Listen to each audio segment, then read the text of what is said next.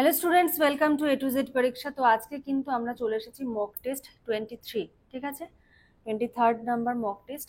আর আজকে হলো 30টা কোশ্চেন থাকবে তোমাদের জন্য, আর 60 মার্কসের মক টেস্ট কালকে একটা দিয়েছিলাম।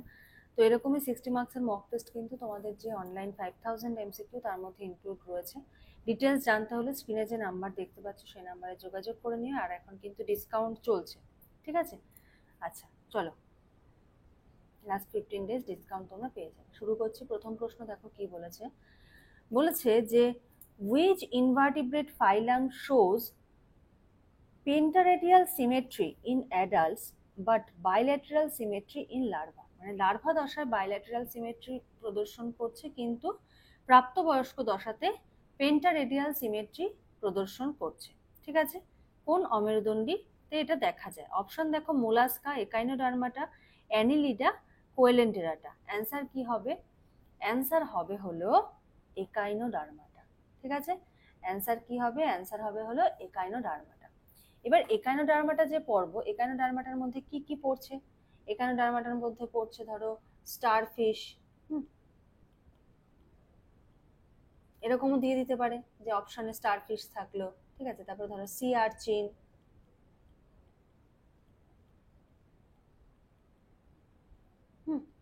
তারপর হলো সি কিউকাম্বার,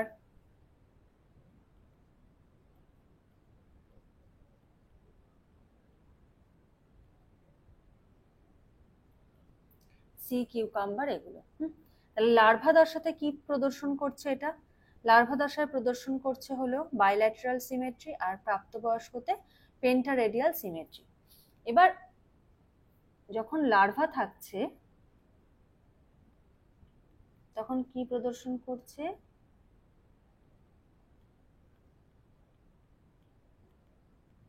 বাইল্যাটারাল কেমন হয়? ঠিক দেখতে এরকম দেখতে হয়।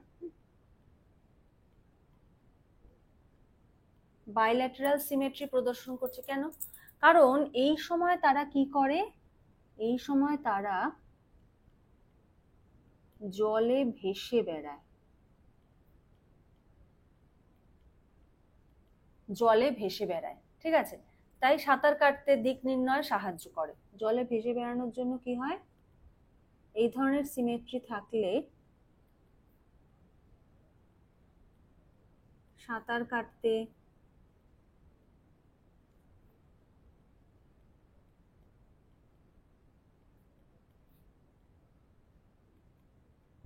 দিক নির্ণয় করতে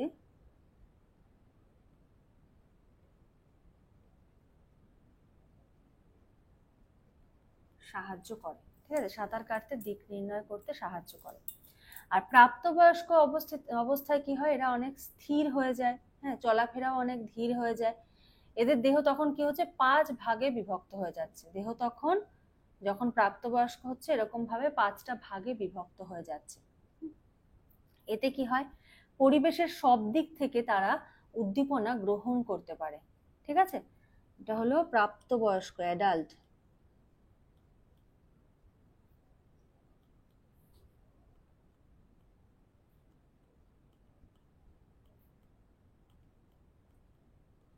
দেহ 5 ভাগে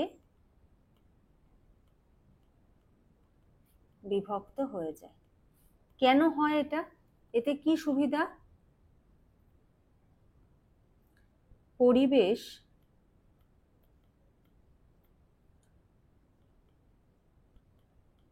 পরিবেশ থেকে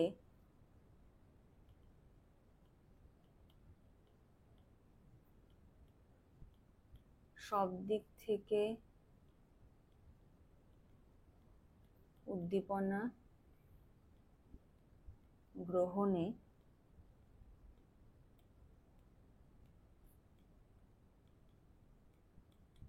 সুবিধা দেয়, ঠিক আছে। বোঝা গেল? পরের প্রশ্ন দেখি চলো। বলেছে যে the living fossil coelacanth Latimeria is significant in chordate evolution because. Coelacanth Latimeria নামক জীবন্ত জীবাশ্ম কর্ডেড বিবর্তনে গুরুত্বপূর্ণ কারণ। বলেছে it represent transition from fish to amphibian, It is the ancestor of mammal. It shows direct reptilian character. It is the first vertebrate with lung. এটা কি represent করছে? ফিশ থেকে অ্যামফিবিয়াতে যে ট্রানজিশন হচ্ছে সেটাকে রিপ্রেজেন্ট করছে। It is the ancestor of mammal, হ্যাঁ ম্যামেলদের যে অ্যানসেস্টার পূর্বসূরি সেটাকে নির্দেশ করছে। নেক্সট কি বলেছে?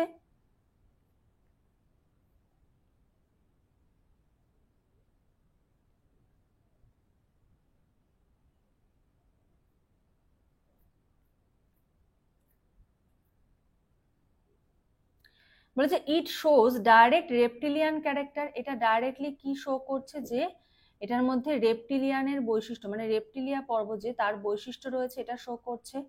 আর কি? ইট is the first vertebrate with lung. এটা হলো ফার্স্ট ভার্টিব্রেট যার ফুসফুস রয়েছে।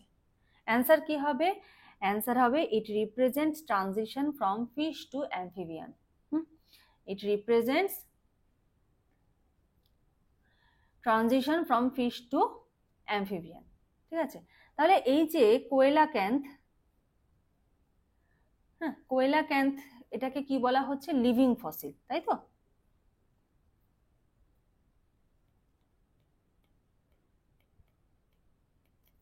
কোয়েলাক্যান্থকে বলা হচ্ছে হলো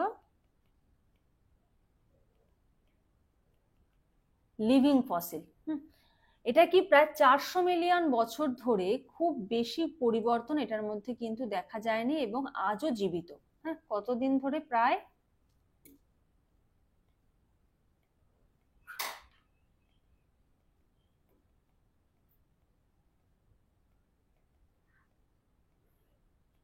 400 মিলিয়ন বছর ধরে এটার মধ্যে খুব বেশি পরিবর্তন হয়নি বছর ধরে।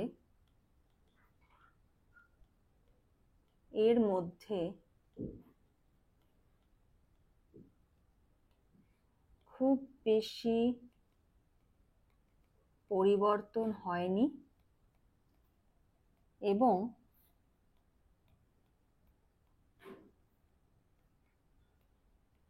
আজও কিন্তু এটা জীবিত। ঠিক আছে,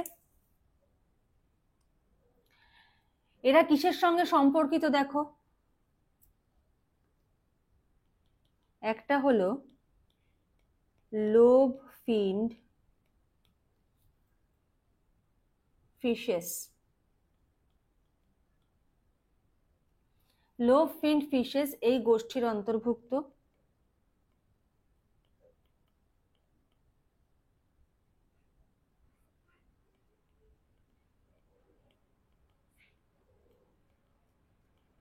এই গোষ্ঠীর অন্তর্গত। ঠিক আছে, এদের পাখনাগুলোতে কি থাকে? হাড় থাকে।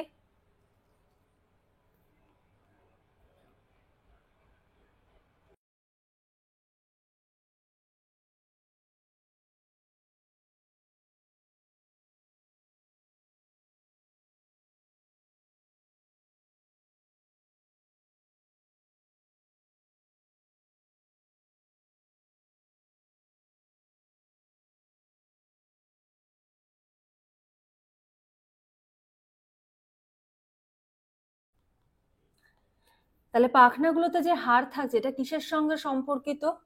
স্থলজ প্রাণী।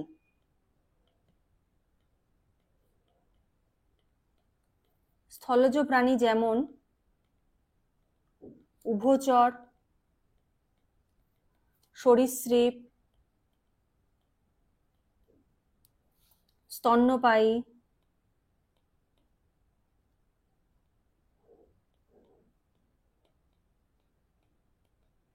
ঠিক আছে, উভচর, সরীসৃপ, স্তন্যপায়ী ইত্যাদির হাত পায়ের গঠনের সঙ্গে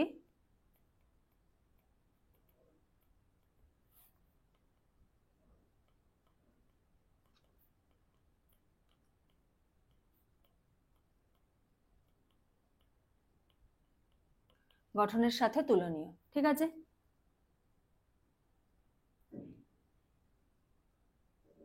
তাহলে এদের এই যে লোভ ফিন্ড গঠন যেটা রয়েছে ফিশের মতো, সেটার থেকে কিন্তু স্থলজ প্রাণীদের যে লিম্ব, হ্যাঁ অঙ্গ প্রত্যঙ্গ বলতে আমরা যেটা বোঝাই, সেটাতে কিন্তু বিবর্তন এখানে দেখা যায়। ঠিক ঠিক আছে, তাহলে কি হচ্ছে, মাছ থেকে অ্যাম্ফিবিয়াতে যে বিবর্তন, এটাকে কিন্তু কানেক্ট করছে হলো এই কোয়েলাক্যান্থ। আচ্ছা, পরের প্রশ্ন।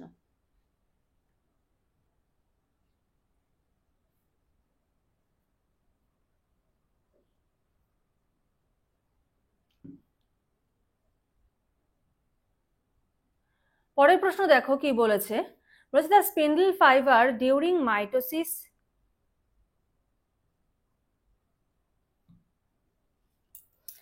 the spindle fiber during mitosis are composed of, মাইটোসিসে যে স্পিন্ডল ফাইবার তৈরি হয় কি দিয়ে, microtubule, microfilament, intermediate filament, actin bundle. Answer কি হবে, অ্যান্সার হবে হলো মাইক্রোটিউবিউল। ঠিক আছে, অ্যান্সার কি হবে, অ্যান্সার হবে মাইক্রোটিউবিউল। এবার এই যে মাইক্রোটিউবিউল, মাইক্রোটিউবিউল জিনিসটা কি, হ্যাঁ, এটা কি হচ্ছে, যে স্পিন্ডল ফাইবার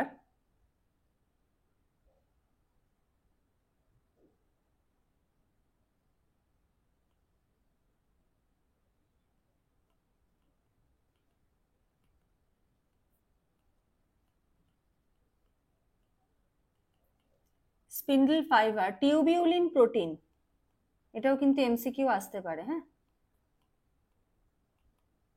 টিউবিউলিন প্রোটিন দ্বারা গঠিত।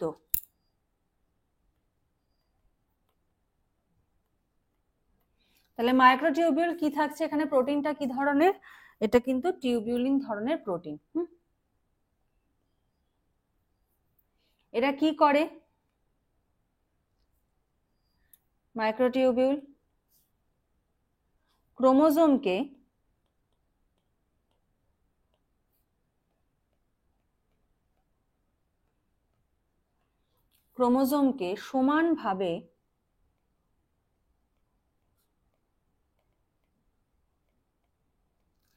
সমানভাবে দুটি ডটার সেলে বা অপত্য কোষে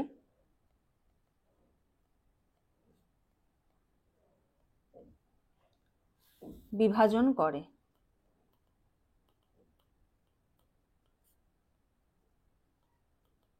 অপত্য কোষে কি করে, বিভাজন করে। আচ্ছা,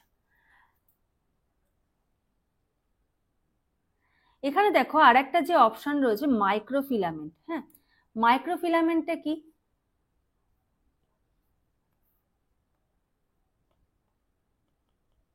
আসতেই পারে পরীক্ষায় প্রশ্ন, জেনে রাখো।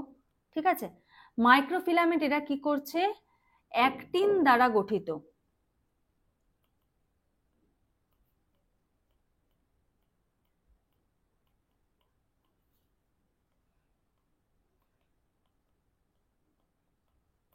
এরা কি দ্বারা গঠিত, অ্যাক্টিন দ্বারা গঠিত। ঠিক আছে, আচ্ছা, নেক্সট রয়েছে হলো ইন্টারমিডিয়েট ফিলামেন্ট। ইন্টারমিডিয়েট ফিলামেন্ট এটা কিসে কাজ করে, ইন্টারমিডিয়েট ফিলামেন্ট হলো কোষের আকার,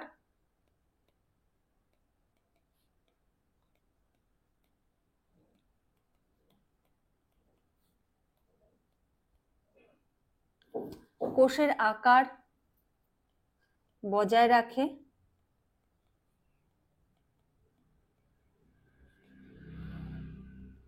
এবং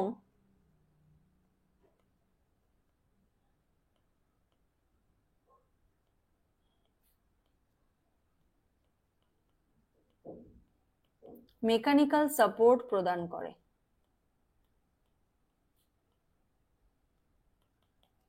ঠিক আছে, কোষের আকারটা বজায় রাখে এবং মেকানিক্যাল সাপোর্ট প্রদান করে। আচ্ছা, না, লাস্ট যে অপশনটা দিয়েছে অ্যাক্টিন বান্ডল, অ্যাক্টিন বান্ডল কি করে দেখো,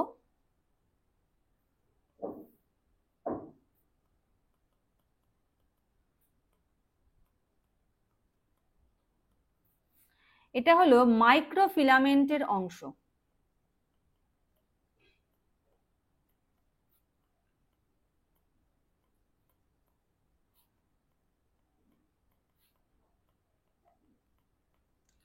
এটা কি মাইক্রোফিলামেন্টের অংশ, হ্যাঁ, এটা কিন্তু মাইটোসিসের যে স্পিন্ডল ফাইবার যেটা এখানে প্রশ্ন দিয়েছে এটার সঙ্গে কিন্তু সম্পর্কিত নয়। চলো পরের প্রশ্ন বলেছে in frog embryology the grey crescent marks, হ্যাঁ, ব্যাঙের ভ্রূণে গ্রে ক্রিসেন্ট কি নির্দেশ করে? Future anterior region, future dorsal side, future ventral side, future posterior region. Answer কি হবে? অ্যান্সার হবে হলো ফিউচার ডরসাল সাইড। ঠিক আছে, উত্তর হবে ফিউচার ডরসাল সাইড। ব্যাঙের ভ্রূণের ক্ষেত্রে কি হচ্ছে দেখো,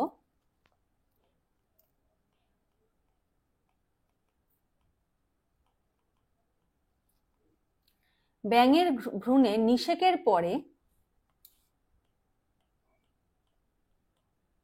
নিষেক হলো, নিষেকের পরে কি হচ্ছে,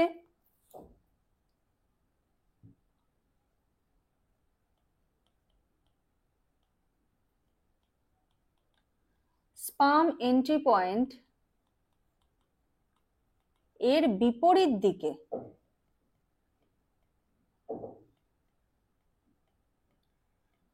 বিপরীত দিকে একটি ধূসর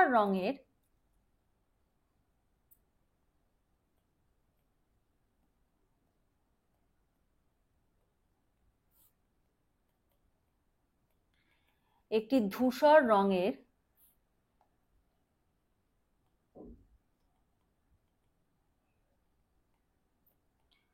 অর্ধচন্দ্রাকৃতি অংশ থাকে।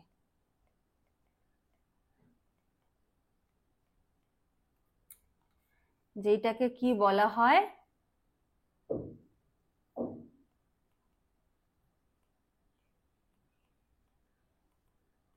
গ্রে ক্রিসেন্ট, যেটাকে বলা হচ্ছে কি গ্রে ক্রিসেন্ট। ঠিক আছে, এই গ্রে ক্রিসেন্টটা তাহলে কিসের সঙ্গে সম্পর্কিত?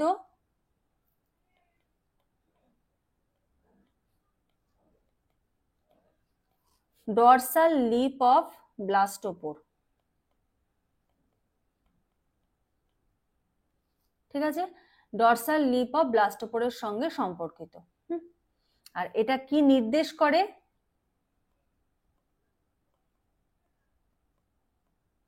ভবিষ্যৎ ডরসাল সাইড। ঠিক আছে, ভবিষ্যৎ ডরসাল সাইড নির্দেশ করে।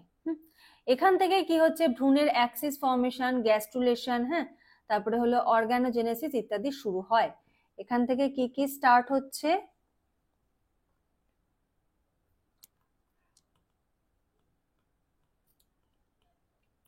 এখান থেকে শুরু হয় কোন কোন জিনিসগুলো? পরীক্ষায় কিন্তু যা যা পয়েন্ট লিখছি প্রত্যেকটা থেকে কিন্তু এমসিকিউ আসতে পারে। 1 নম্বর হলো অ্যাক্সিস ফর্মেশন,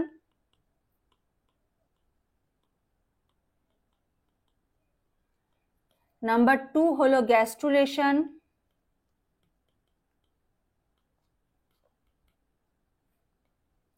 নাম্বার 3 হলো অর্গানোজেনেসিস।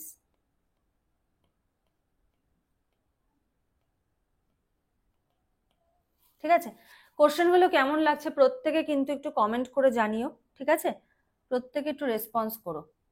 পরের প্রশ্ন দেখো কি বলেছে, বলেছে industrial melanism in peppered moth is an example of. হ্যাঁ, পেপার্ড মথে ইন্ডাস্ট্রিয়াল মেলানিজম কিসের উদাহরণ? Divergent evolution, adaptation, radiation, natural selection, genetic drift.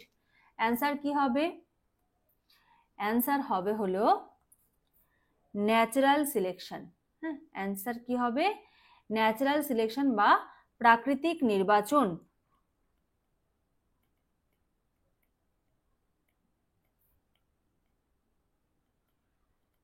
বা হবে হলো প্রাকৃতিক নির্বাচন। প্রাকৃতিক নির্বাচনের মাধ্যমে কি হচ্ছে, পরিবেশের সঙ্গে মানিয়ে নেওয়া সম্ভব হয়। ঠিক আছে,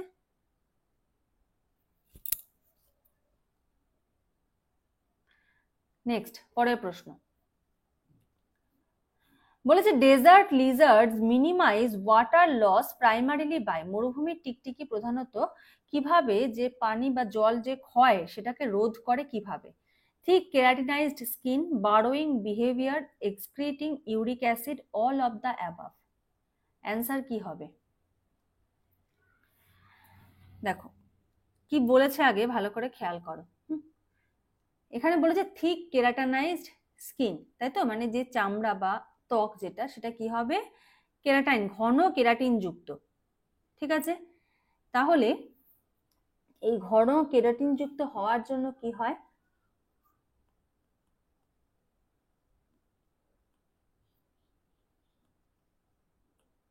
বাষ্পীভবন ও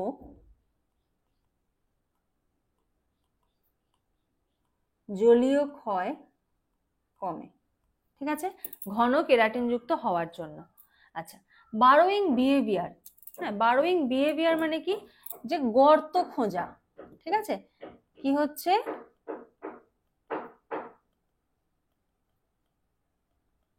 গর্ত খোঁজা, তাই তো, যে দিনের প্রচন্ড গরম এড়াতে আর আর্দ্রতা ধরে রাখার জন্য এটা কি করে, মাটিতে গর্ত করে আশ্রয় নেয়। এরা কি করছে, দিনের গরম এড়াতে ও আর্দ্রতা ধরে রাখতে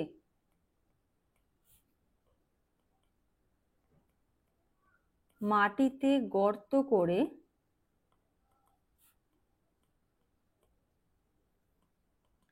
আশ্রয় নেয়। ঠিক আছে, তাহলে এর ফলে কি হচ্ছে, জল ক্ষয় কম হচ্ছে, তাহলে এই কারণটাও হবে, এই কারণটাও হবে। নেক্সট বলেছে এক্সক্রিটিং ইউরিক অ্যাসিড, হ্যাঁ, ইউরিক অ্যাসিড নিঃসরণ করে, তাহলে এটা কি, নাইট্রোজেন বর্জ্য। ইউরিক অ্যাসিডটা কি,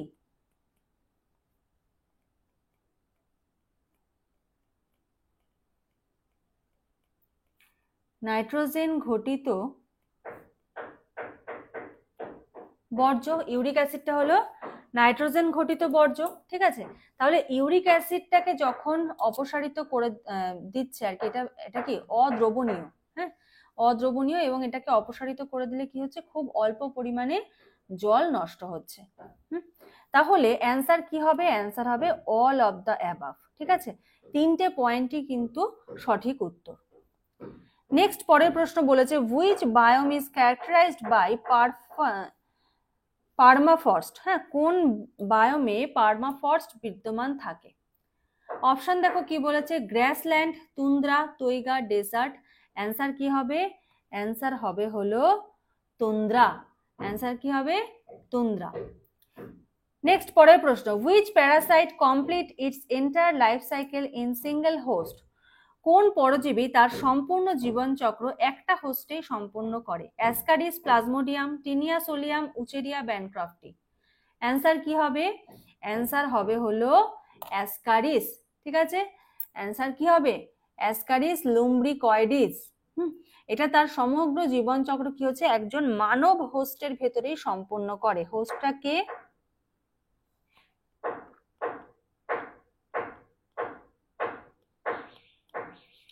মানব হোস্ট। ঠিক আছে, মানুষের শরীরেই কিন্তু ঘটছে। ঠিক আছে, প্লাজমোডিয়ামের ক্ষেত্রে কি লাগে, প্লাজমোডিয়ামের ক্ষেত্রে লাগে হলো দুটি হোস্ট।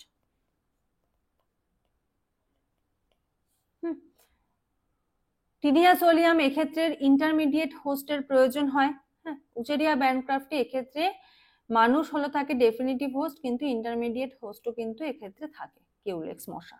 ঠিক আছে, তাহলে প্রত্যেকটার ক্ষেত্রে আমরা দু ধরনের হোস্ট দেখতে পাচ্ছি, তাহলে অ্যান্সার কি হবে, অ্যাসকারিস।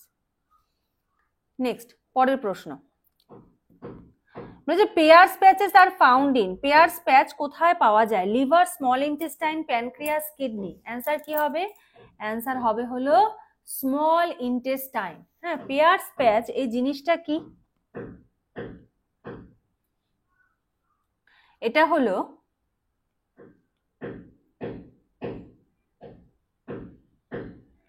গাট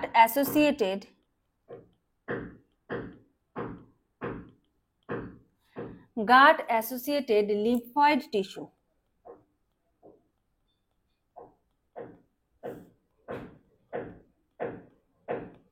ঠিক আছে, গাট অ্যাসোসিয়েটেড লিম্ফয়েড টিস্যু, যেটাকে কি বলা হচ্ছে, GALT। ঠিক আছে, যেটাকে বলা হচ্ছে GALT, এটার অংশ। এটা কোথায় দেখা যাচ্ছে, প্রধানত ইলিয়ামে অবস্থান করে, প্রধানত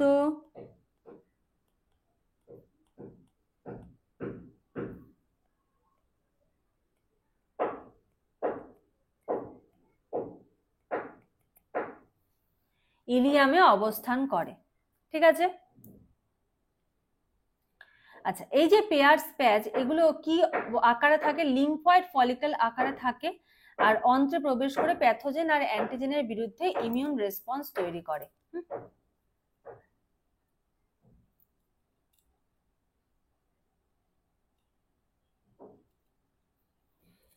পেয়ার্স প্যাচ কি কি দ্বারা গঠিত? B lymphocyte,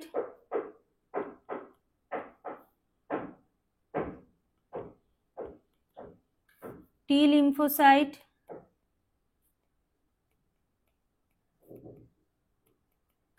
B lymphocyte, T lymphocyte আর ম্যাক্রোফাজ।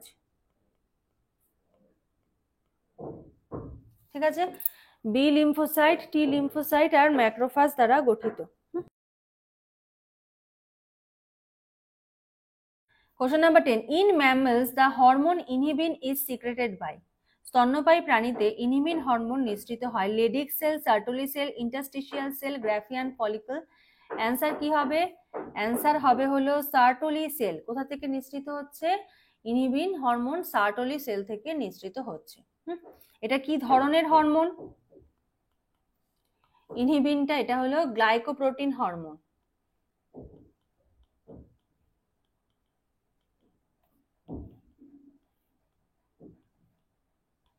এটা হলো গ্লাইকোপ্রোটিন ধর্মী হরমোন। ঠিক আছে, এটা হলো পুরুষদের ক্ষেত্রে সার্টোলির কোষ থেকে এটা নিঃসৃত হচ্ছে, আর মহিলাদের ক্ষেত্রে ওভারিয়ান গ্র্যানুলোসা থেকে নিঃসৃত হয়। এটা পুরুষদের ক্ষেত্রে। আর স্ত্রী দেহে কি হচ্ছে?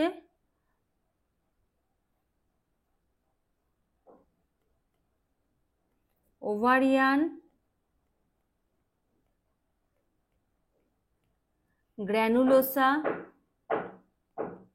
সেল। ঠিক আছে, ওভারিয়ান গ্র্যানুলোসা সেল থেকে নিঃসৃত হয়। কোশ্চেন নাম্বার 11 দেখো কি বলেছে। বলেছে হুইচ এনজাইম ইনিশিয়েটস গ্লাইকোলাইসিস। গ্লাইকোলাইসিস কোন এনজাইম দ্বারা শুরু হয়?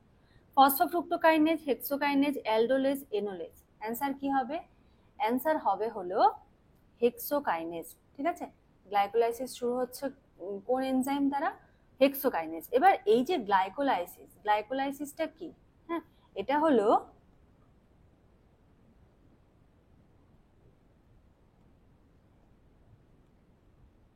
গ্লুকোজ ভাঙনের প্রাথমিক বিপাকীয় প্রক্রিয়া। ঠিক আছে, তাহলে প্রথম ধাপে কি হচ্ছে? গ্লুকোজ থেকে কিসে কনভার্ট হচ্ছে?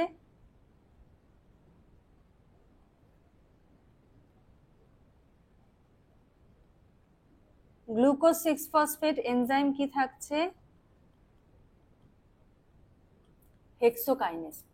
ঠিক আছে, আচ্ছা এবার যে এটার পরবর্তী যে ধাপ, যেখানে এনজাইম থাকছে হলো কি? ফসফোফ্রুক্টোকাইনেজ। এটাও ইম্পর্টেন্ট, পরীক্ষায় প্রশ্ন আসে। ফসফোফ্রুক্টোকাইনেজ, যেটাকে বলা হচ্ছে PFK1। হ্যাঁ, এটা কিন্তু rate limiting enzyme.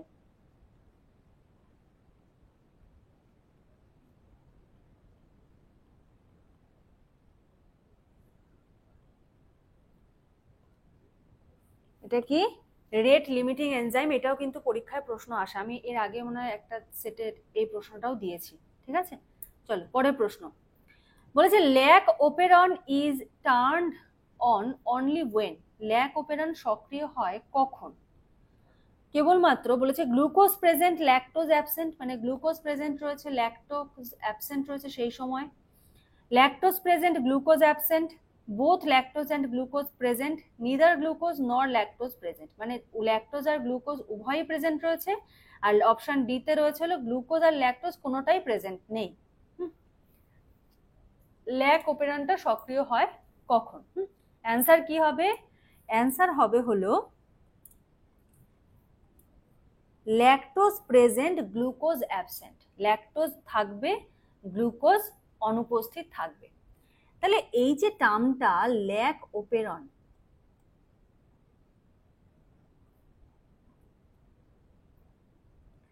Lack operon, হ্যাঁ, ল্যাক ওপেরনটা কি? এটা হলো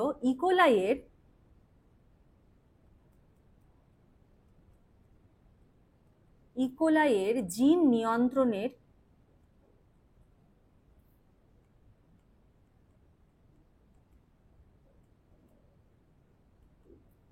নিয়ন্ত্রণের উদাহরণ। ঠিক আছে,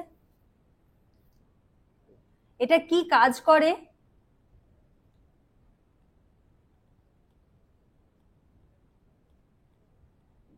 ল্যাকটোজ ভাঙার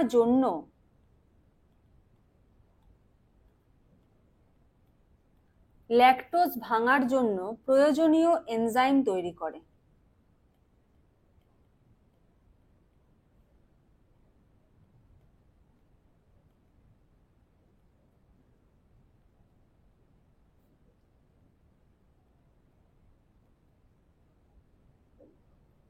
ঠিক আছে, ল্যাকটোজ ভাঙার জন্য প্রয়োজনীয় এনজাইম তৈরি করে। এবার গ্লুকোজ প্রেজেন্ট থাকলে কি হয়? ব্যাকটেরিয়া প্রথমে গ্লুকোজটাকে ইউজ করবে, কারণ এটার থেকে কি হচ্ছে, সহজেই একটা এনার্জি পাওয়া যায়, তাই তো? এবার যদি দেখা যায় যে গ্লুকোজ প্রেজেন্ট,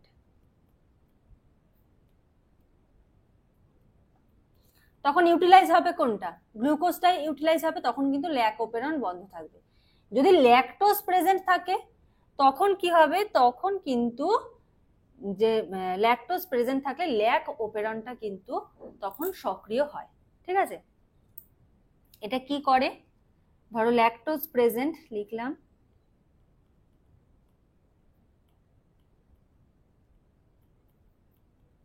ল্যাকটোজ প্রেজেন্ট থাকলে সেটা কি হবে? Repressor প্রোটিনকে inactive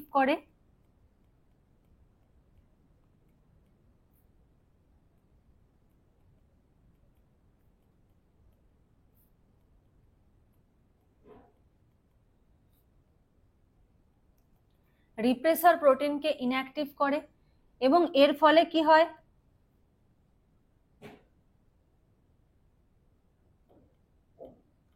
RNA polymerase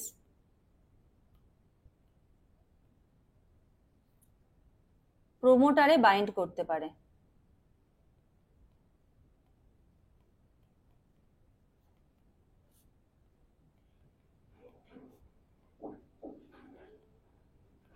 প্রোমোটারে bind করতে পারে। ঠিক আছে, আরএনএ পলিমারেজ কি করে? প্রোমোটারে বাইন্ড করতে পারে। কিন্তু যদি গ্লুকোজ অ্যাবসেন্ট থাকতে হবে, হ্যাঁ, না হলে কি হবে? সিএএমপি সিএপি কমপ্লেক্স এগুলো তৈরি হবে না, আর ওপেরন পুরোপুরি সক্রিয় হবে না। মানে ল্যাকটোজ প্রেজেন্ট গ্লুকোজ প্রেজেন্ট এটা হলে কিন্তু হবে না, ল্যাকটোজ প্রেজেন্ট গ্লুকোজকে অ্যাবসেন্ট থাকতে হবে, তাহলে ল্যাক ওপেরনটা কিন্তু সক্রিয় হবে। ঠিক আছে, চলো নেক্সট কোশ্চেন কি বলেছে দেখো। বলেছে bacteria used in card formation belong to, দই তৈরি করতে যে ব্যাকটেরিয়া ব্যবহৃত হয় তা কোন গণের অন্তর্ভুক্ত? বলেছে streptococcus, Lactobacillus, bacillus, rhizobium. Answer কি হবে? অ্যান্সার হবে হলো ল্যাক্টোব্যাসিলাস। অ্যান্সার কি হবে? ল্যাক্টোব্যাসিলাস। তাহলে দই তৈরি করতে কোন ব্যাকটেরিয়া প্রয়োজন হয়? ল্যাক্টোব্যাসিলাস প্রয়োজন হয়। এটা কি করে?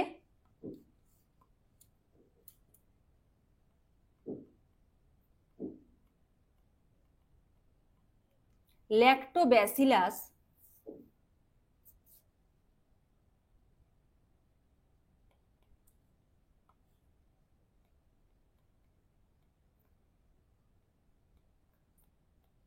ল্যাকটোজকে কিসে কিসে কনভার্ট করে?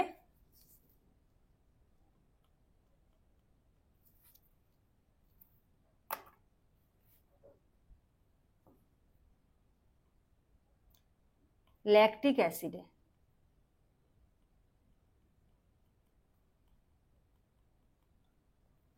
ল্যাকটিক অ্যাসিডে কনভার্ট করে। ল্যাকটিক অ্যাসিড কি করে? দুধের, ল্যাকটিক অ্যাসিড আবার দুধের প্রোটিন ক্যাসিন বা ক্যাসেইন,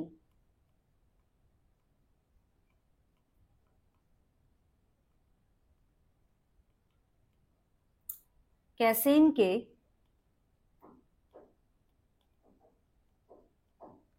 জমাট বাঁধতে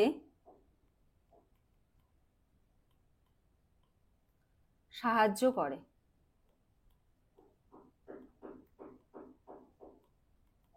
জমাট বাঁধতে সাহায্য করে, ঠিক আছে, এবং দুধ থেকে দই তৈরি হচ্ছে।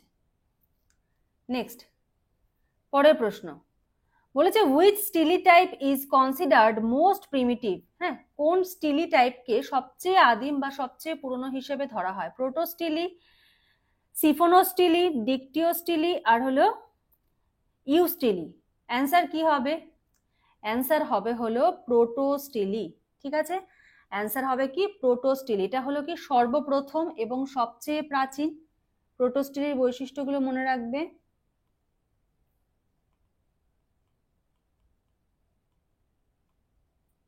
সর্বপ্রথম,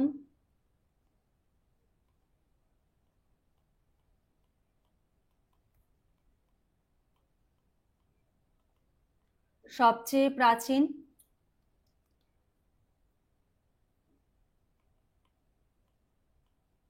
জাইলেম কেন্দ্রে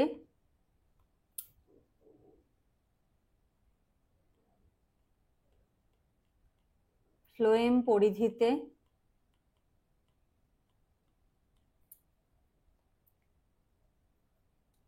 পিথ উপস্থিত থাকে না,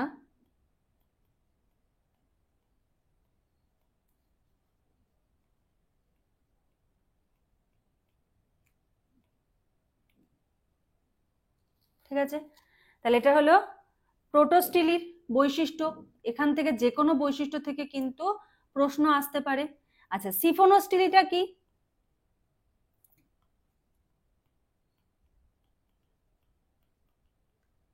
প্রোটোস্টিলি থেকে বিবর্তিত, ঠিক আছে, এটা হলো প্রোটোস্টিলি থেকে বিবর্তিত হয়েছে। আচ্ছা, কেন্দ্রে কি থাকে? কেন্দ্রে থাকে হলো প্যারেনকাইমেটাস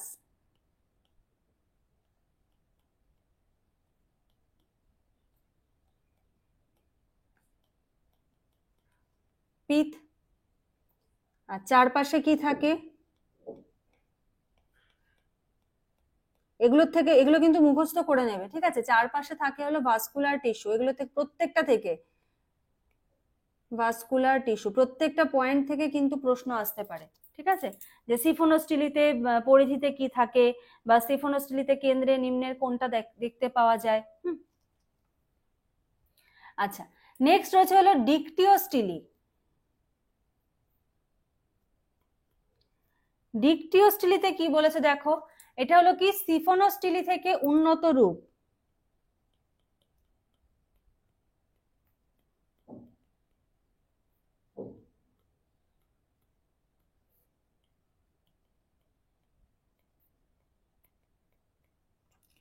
সিফোনোস্টিলি থেকে এটা হলো উন্নত রূপ।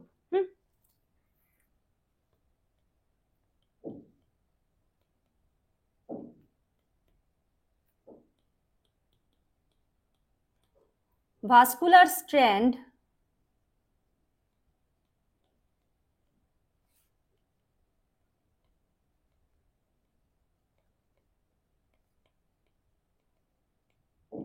অনেকগুলি খণ্ডে বিভক্ত।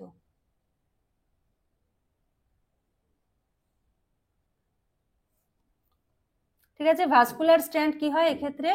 অনেকগুলো খণ্ডে বিভক্ত থাকে। আচ্ছা, নেক্সট রয়েছে হলো ইউস্টিলি।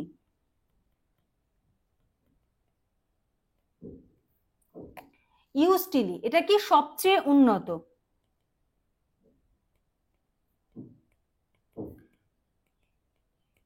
যদি প্রশ্ন আসে সবচেয়ে উন্নত ধরনের স্টিলি কোনটি, তখন কি হবে? ইউস্টিলি।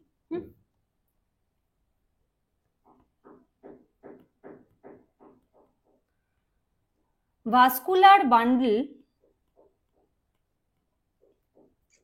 বৃত্তাকারে সজ্জিত থাকে।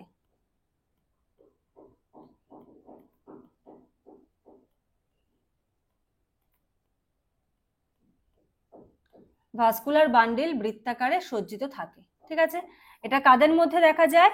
জিমনোস্পার্ম আর অ্যাঞ্জিওস্পার্মে দেখা যায়।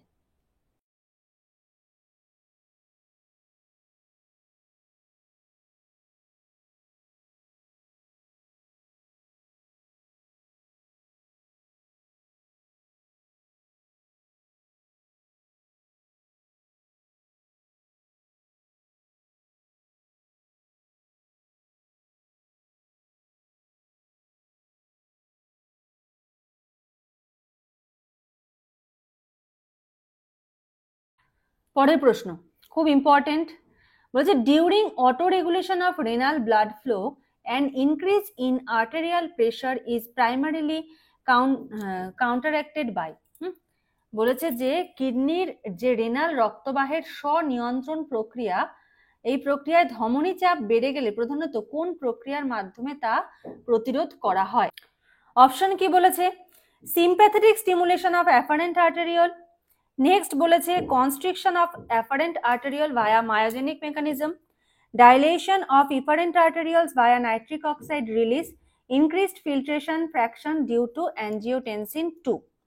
বলেছে অ্যাফারেন্ট আর্টেরিওলে সিম্প্যাথেটিক স্টিমুলেশন, মায়োজেনিক প্রক্রিয়ার মাধ্যমে অ্যাফারেন্ট আর্টেরিওলের সংকোচন, নাইট্রিক অক্সাইড নিঃসরণের ফলে ইফারেন্ট আর্টেরিওলের প্রসারণ, আর অ্যাঞ্জিওটেনসিন 2 এর কারণে ফিল্ট্রেশন ফ্র্যাকশন বৃদ্ধি।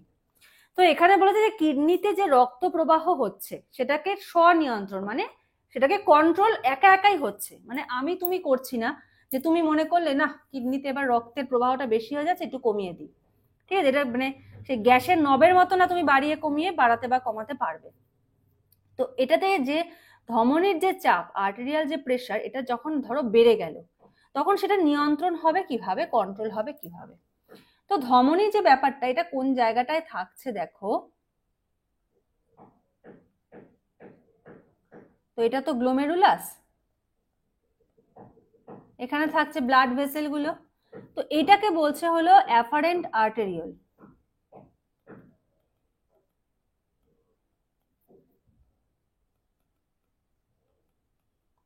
আর এটাকে বলা হচ্ছে ইফারেন্ট।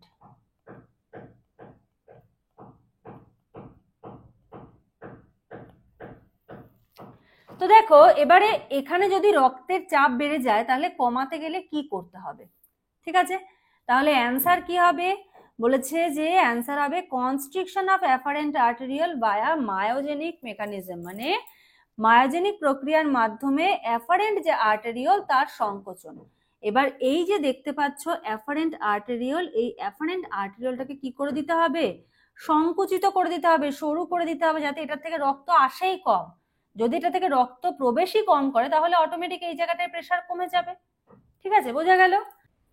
আচ্ছা, এবারে দেখো এখানে যে টার্মটা বলেছে মায়োজেনিক প্রক্রিয়া, ঠিক আছে, মায়োজেনিক মেকানিজম, এই মায়োজেনিক মেকানিজমে কি হয়?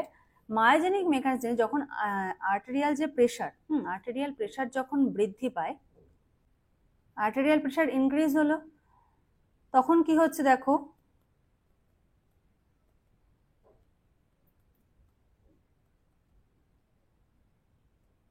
অ্যাফারেন্ট আর্টেরিওলের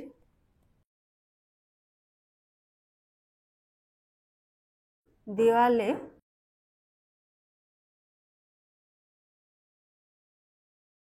স্ট্রেচ হয়।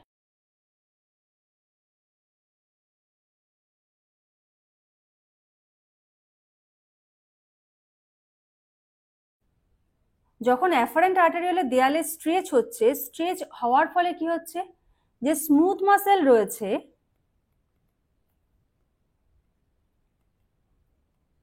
স্মুথ মাসেলে কি হয়, কন্ট্রাকশন, মানে সংকোচন হচ্ছে। ঠিক আছে, স্মুথ মাসেলে সংকোচন ঘটছে এবং এর ফলেই হচ্ছে হলো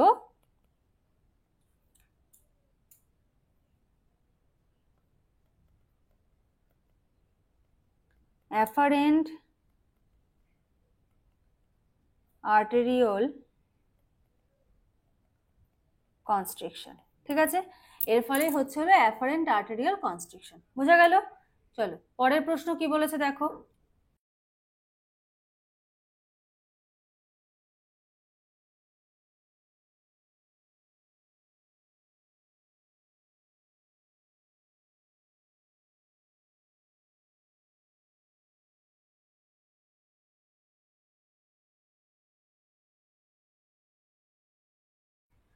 বলেছে normal resting membrane potential of a neuron is approximately, বলেছে একটি নিউরনের স্বাভাবিক যে রেস্টিং মেমব্রেন পোটেনশিয়াল, বিশ্রামরত অবস্থায় রেস্টিং মেমব্রেন পোটেনশিয়ালটা কত হবে?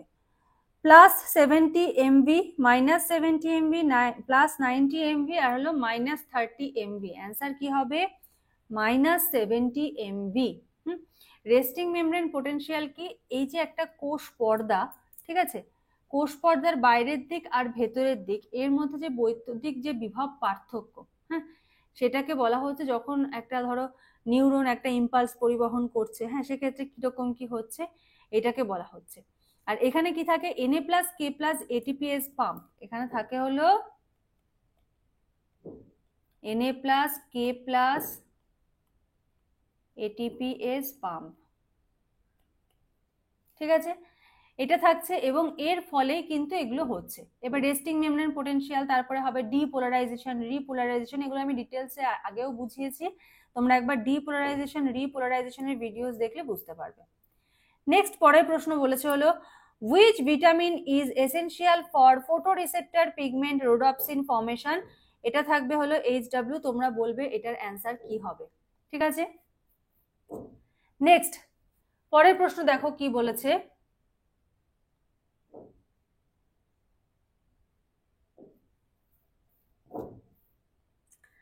বলেছে which of the following hormones exert its primary action? which of the following hormone exert করছে its primary action via intracellular nuclear receptor? কিসের মাধ্যমে? intracellular nuclear receptor leading to direct modulation of gene transcription, ঠিক আছে। যে নিচের কোন হরমোনটি মূলত কোষের অভ্যন্তরে নিউক্লিয়ার রিসেপ্টরের মাধ্যমে কাজ করে এবং সরাসরি জিনের ট্রান্সক্রিপশনকে নিয়ন্ত্রণ করে? Insulin, cortisol, glucagon, epinephrine. Answer কি হবে? অ্যান্সার হবে হলো কর্টিসল, ঠিক আছে। অ্যান্সার কি হবে? কর্টিসল।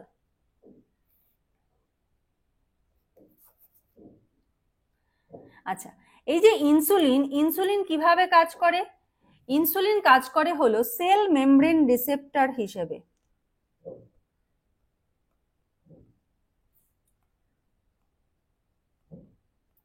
সেল মেমব্রেন রিসেপ্টর, ঠিক আছে, বা টাইরোসিন কাইনেজ রিসেপ্টরের মাধ্যমে। জিন ট্রান্সক্রিপশনকে সরাসরি কিন্তু এটা নিয়ন্ত্রণ করে না। গ্লুকাগন কি হিসেবে কাজ করছে?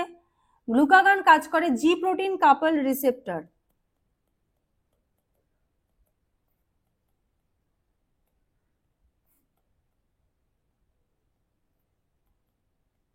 জি প্রোটিন কাপল রিসেপ্টরের মাধ্যমে কাজ করছে, ঠিক আছে। এপিনেফ্রিন এটা হলো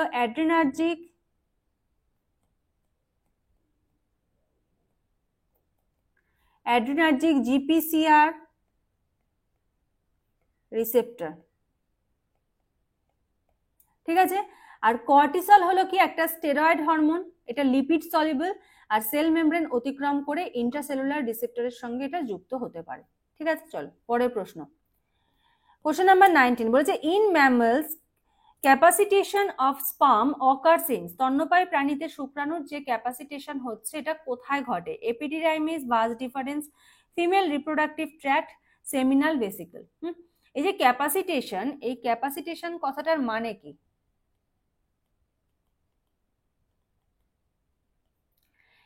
ক্যাপাসিটেশন হলো একটা শুক্রাণুর মধ্যে একটা ফিজিওলজিক্যাল চেঞ্জেস, শুক্রাণুতে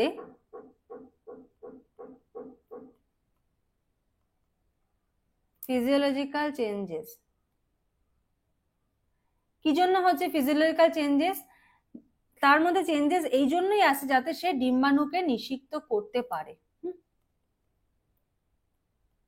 যাতে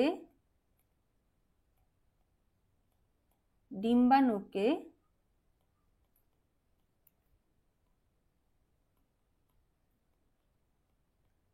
নিষিক্ত করতে পারে, ঠিক আছে। তাহলে এই কাজটা কোথায় ঘটছে?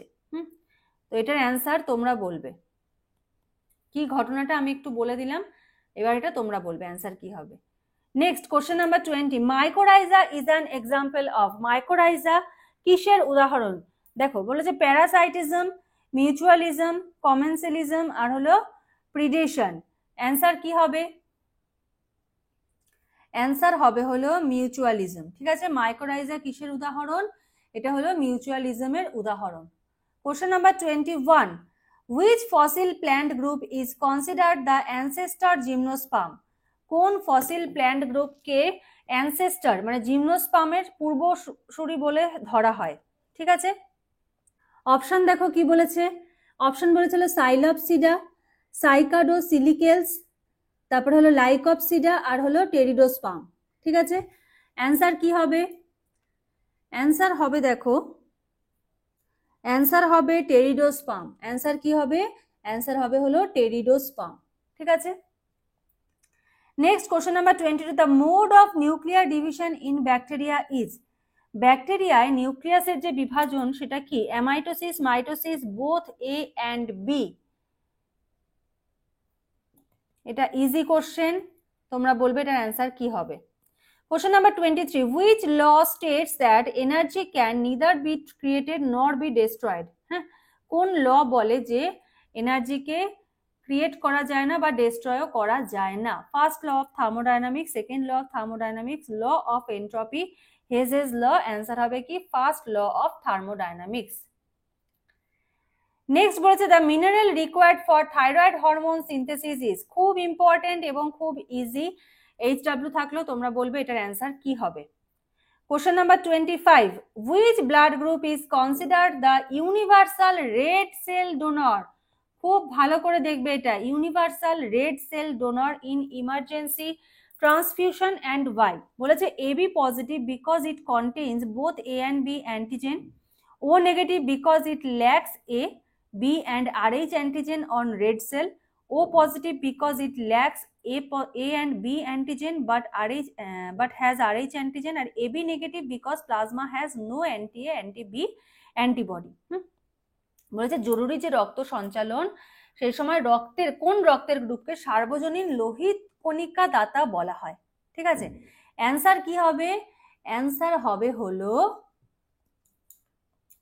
ও নেগেটিভ, কারণ লোহিত রক্তকণিকায় A, B এবং RH অ্যান্টিজেন অনুপস্থিত থাকছে। ঠিক আছে, এবার দেখো এই যে ও নেগেটিভে কি A অ্যান্টিজেন নেই, RH নেই। ঠিক আছে, এর ফলে কি হচ্ছে, শরীরে রক্ত যখন দেওয়া হচ্ছে, ও নেগেটিভের যখন ট্রান্সফিউশন হচ্ছে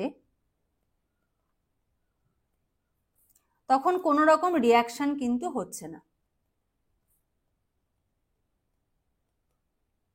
ঠিক আছে, এই জন্য ও নেগেটিভকে কি বলা হচ্ছে? ইউনিভার্সাল রেড সেল ডোনার বলা হচ্ছে। ও পজিটিভ কেন হবে না? ও পজিটিভের মধ্যে AB অ্যান্টিজেন নেই, এটা কিন্তু ঠিক আছে, কিন্তু RH অ্যান্টিজেন কিন্তু রয়েছে ও পজিটিভে। এবার RH পজিটিভ যে ব্যক্তি, হ্যাঁ, ব্যক্তিকে যদি দেওয়া হয়, RH নেগেটিভ রোগীকে কিন্তু দেওয়া যাবে না। ঠিক আছে, বোঝা গেল। Next question number 26, Haldane's rule in evolution explain? বলেছে hybrid sterility affecting heterogametic sex, adaptive radiation in finches, origin of species by polyploidy, directional selection in population? Answer কি হবে? অ্যান্সার হবে হলো hybrid sterility affecting heterogametic sex. ঠিক আছে, question number 27, the thickest layer of human heart wall? এইটা থাকবে HW, তোমরা বলবে এটার অ্যান্সার কি হবে। এটা আমি এর আগেও করিয়েছি। ঠিক আছে, question number 28, who is regarded as the father of Indian plant pathology? Father of Indian plant pathology কাকে বলা হয়? EJ Butler, KC Mehta, BB Mundkur আর হলো MS স্বামীনাথন? অ্যান্সার কি হবে? অ্যান্সার হবে হলো EJ বাটলার। ঠিক আছে, অ্যান্সার কি হবে? EJ Butler. Question number 29, C4 plants show Kranz anatomy? হ্যাঁ, C4 প্ল্যান্ট কি শো করে? ক্র্যান্স অ্যানাটমি শো করে। এটা বলতে কি বোঝায়? Vascular bundle are absent, mesophyll and bundle sheath cells are specialized, stomata remain closed during day, photosynthesis occurs without light? Answer কি হবে? অ্যান্সার হবে হলো mesophyll and bundle sheath cells are specialized. Last question 30 বলেছে in human physiology the normal glomerular filtration rate is about, মানব দেহে স্বাভাবিক glomerular filtration rate কত, এটা থাকবে এইচডব্লিউ। এটা একদম ইজি, ঠিক আছে? যারা পারবে তারা তো পারলে, যারা পারবে না তারা পড়বে, পড়ে নিয়ে এটার অ্যান্সার করবে। চলো, আউট অফ 30 কত স্কোর হলো প্রত্যেকে জানিও। আর যাদের 5000 or 10,000 এমসিকিউ প্রয়োজন, স্ক্রিনে দেওয়া নাম্বারটায় যোগাযোগ করে নিও। আজকের মতো এখানে শেষ করছি, নেক্সট ক্লাসে আবার দেখা হবে, কথা হবে। আজকের মতো এইটুকুই। Thank you.